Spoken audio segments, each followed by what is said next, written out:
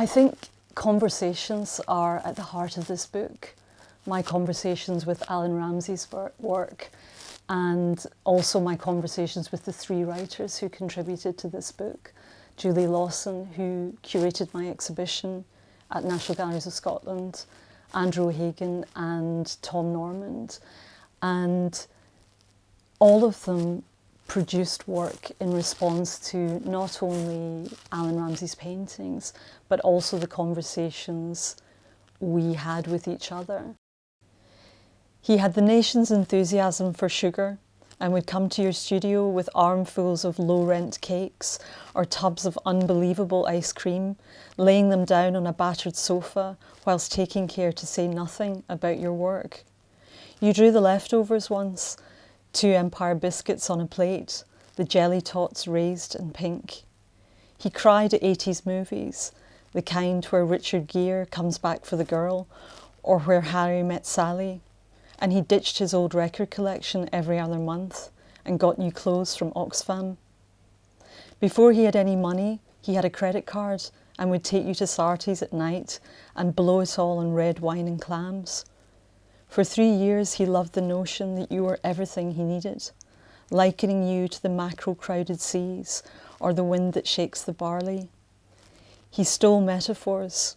He would get up at noon and sit in the pyjama bottoms he'd bought from Fife, reading your poetry books for lines he could rip off for his paintings.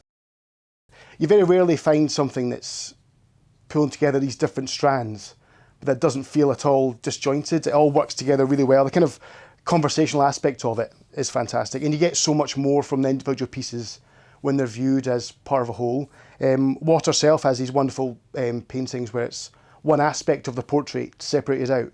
There's one painting that's just a piece of ribbon, but within the context of the wider book, it becomes this really beautiful thing, like really laden with pathos and meaning, and it's really, really moving. It's just a piece of ribbon, but it works so well in the wider context of the book.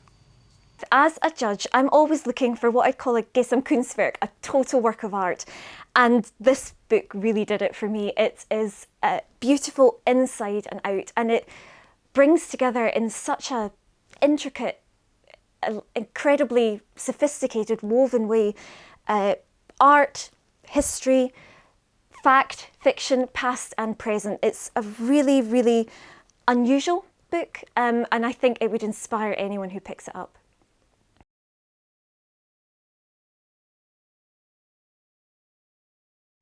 I was beginning to appreciate the city's natural geography.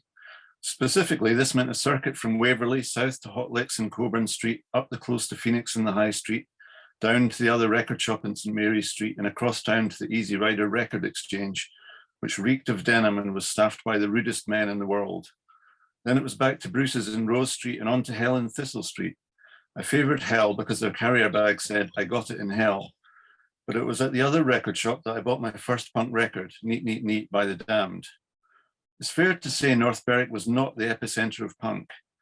I have a photograph taken by accident from the window of my teenage bedroom. It's the free shot, the blank you shoot when you wind the film into the camera, so it's blurry.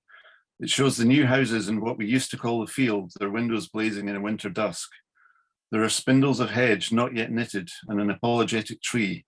The road is blue. This was our second North Berwick house. It was a new build, detached on the edge of town. I remember visiting the site before it was built. Our future home was string pegged on damp earth, and we walked through the rooms imagining. When we moved in, my brother set up his portable stereo on the living room floor and played 5:15 by The Who loud. We danced on bare boards. It was as if we were trying to paint the emptiness with noise. Getting away from more traditional music, the Scottish music styles, there's still this huge role that Scotland has played, both in music and, as the author discusses, in journalism as well. The kind of way he ties everything together. As I say, he just writes about it so wonderfully that it doesn't matter if you're into the music he talks about, if you don't know any of the bands, because I know I certainly didn't. But the way he just has such a wonderful, engaging style that you do get swept along with it. It's fantastically well done. He's wonderful company. You really want to spend more time with him, and you feel like you have by the time you get to the book as well. It's fantastic.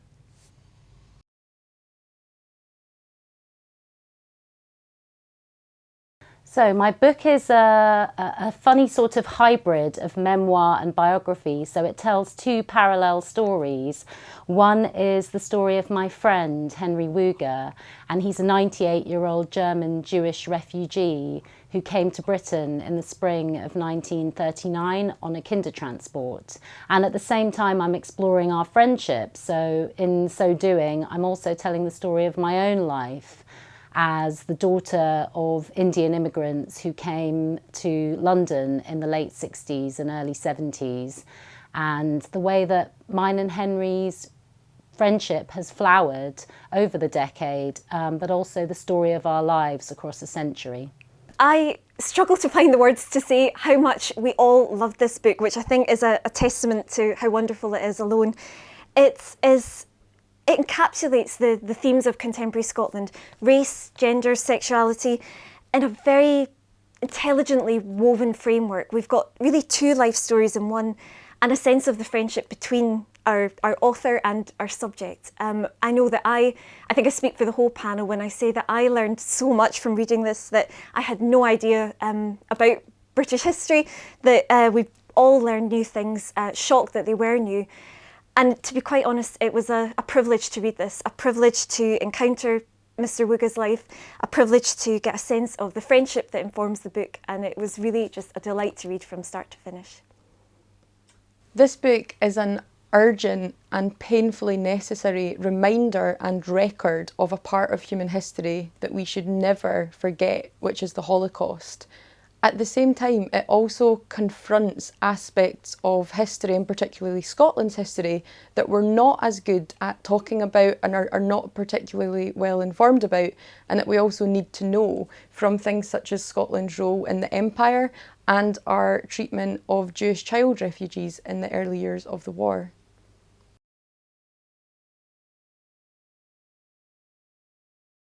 It's a memoir, so it's based on my life. And I was diagnosed with cancer in 2018, and I looked for a book that could hold my hand through the experience, and I couldn't find one. So I decided to write one. So I started writing One Body as I was going through the experience of breast cancer. Then when I got to the end of the year's treatment, having written about that, it made me realise that it had brought up a lot of other issues about what it was like to be living in a woman's body. So I decided to insert those in as alternate chapters in the book. I was born at milking time on a dairy farm, which must have been a nuisance. I would learn later that nothing got in the way of milking, and it was never acceptable to be a nuisance. Nurse Steele attended my mother, who was in bed in the best sitting room. Afterwards, the doctor, who had arrived in time for the birth, picked his way across the dark farmyard, through the puddles and over the cobbles to the cowshed to inform my dad, another girl. It was late October back in '63, and as Frankie Valli might have said, oh, what a night. Being farmers, they must have wanted a boy, but seeing as I weighed a decent 8 pounds and had 10 fingers and 10 toes, they got what they were given. This book is beautifully written. The very title shows how it is not a fragmented narrative, but has a unity which makes it an excellent read. It flows, it's honest, it has integrity, and it is lightened by Catherine Simpson's sense of humour.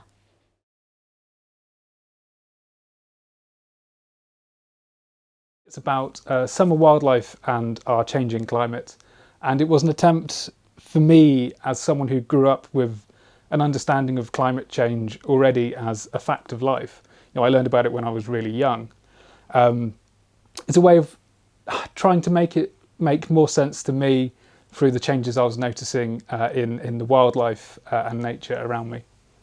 The reference book describes the Scotch Argus as being abundant in the right place, sheltered, damp grasslands.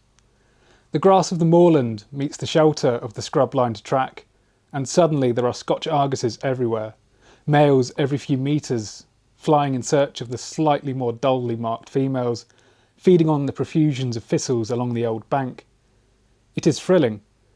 These are the sorts of numbers that I thought were consigned to the history books. A last natural hurrah.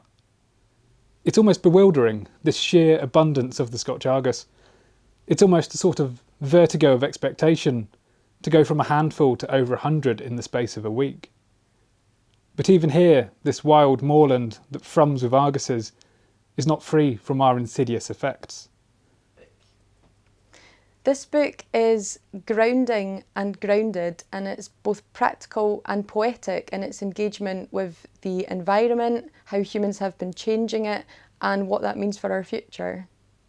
It's important that this book was shortlisted because it is a practical and a poetic contribution to the environmental debate, and it makes clear just how much we take for granted every time we walk out the house and just see the birds around us. We take this so for granted, and Stephen Rutt sets out how that's actually changing quite dramatically in front of our eyes on a week-by-week basis even. And what we'll lose if we don't start to appreciate what we've got and perhaps even take steps to change that.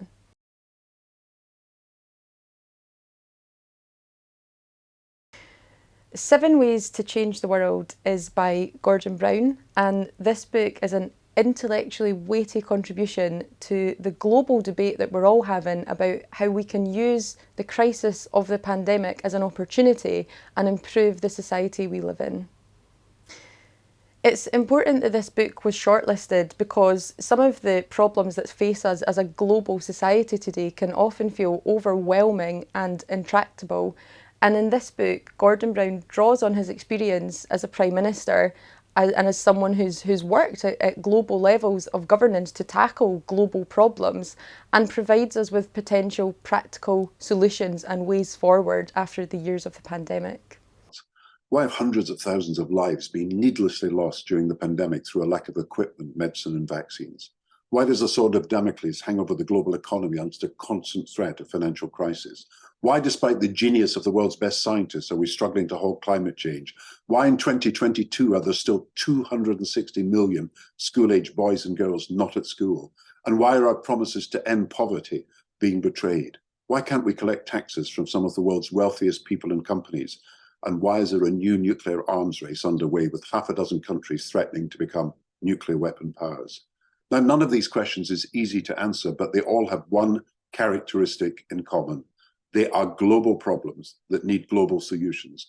None can be resolved by one country, organization, or leader on their own.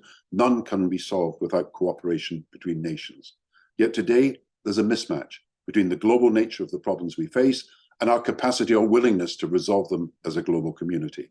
And instead, we continue to work within a predominantly but out-of-date national framework. The result is that people go hungry, children go uneducated, men and women go without work, and millions suffer needlessly. And what about the conclusions of the book?